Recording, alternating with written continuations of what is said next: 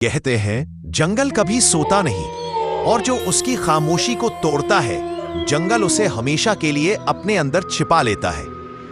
रात के 12:17 उत्तराखंड की पहाड़ियों के बीच फैला भैरव जंगल, एक ऐसा जंगल जहां दिन में भी रोशनी आधी ही पहुंचती रहे, लेकिन आज रात ये जंगल असामान्य रूप से शांत था। इतना शांत कि जैसे हवा भी किसी अनदेखी आहट का इंतजार कर रही हो। अर्जुन अपने 3 दोस्तों के साथ पहली बार यहां कैंपिंग करने आया था।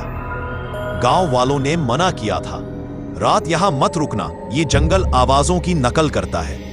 पर उन्हें यह बस एक पुरानी कहानी लगी। कुछ देर बाद पेड़ों के बीच एक लंबी ठंडी सीटी जैसी आवाज उठी, धीमी पर साफ। अर्जुन बोला हवा है, लेकिन तभी वही आवाज एकदम पास सुनी दी, जैसे कोई इंसान बिल्कुल वैसा ही सुर निकाल रहा हो। दोस्तों ने इधर उधर टॉर्च घुमाई, कुछ नहीं, और अचानक एक आवाज आई। अर्जुन, ये आवाज बिल्कुल रोहन की थी, पर रोहन तो अर्जुन के ठीक बगल में खड़ा था। सबके होंठ सूख गए। हर आवाज इंसान की नहीं होती, कुछ आवाजें बुलाती नहीं, खींचती हैं। जंगल का अंधेरा अब और घना लगने लगा। टॉर्च बार बार बुझने लगी। कहीं पास ही घिसटते पैरों की आवाज आने लगी, धीमी फिर तेज, फिर बहुत करीब। अर्जुन ने हिम्मत जुटाकर पुकारा, कौन है?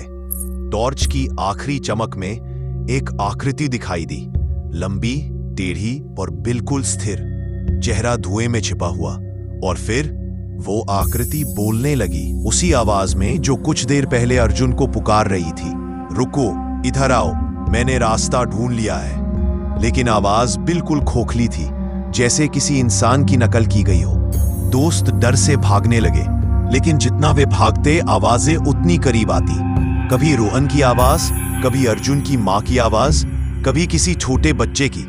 जंगल जैसे उनकी यादों को पकड़कर उनके पीछे फेंक रहा था। भागते भागते वे एक सूखे पेड़ के पास पहुंचे।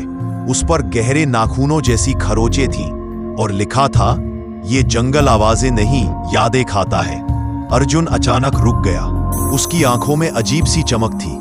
वह बुदबुदाया, मेरे पापा की आवाज थी, उन्होंने कहा रुक जाओ। दोस्त मुड़े और देखा, अर्जुन के पीछे वही आकृति खड़ी थी। इस बार उसका चेहरा साफ था, बिना आंखों के, काले गड्ढों जैसा। और होठ नहीं, सिर्फ एक फटी हुई मुस्कान, जैसे किसी ने चाकू से काटकर बनाई हो। अर्जुन उनकी तरफ देखने लगा और अंधेरे में समा गया।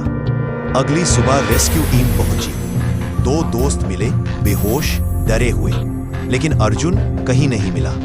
बस उसके बैग से एक रिकॉर्डिंग मिली, जिसमें वही आवाज बार बार दोहराई जा रही थी, अर्जुन, इस बार तुम मेरी आवाज भी ले गए हो।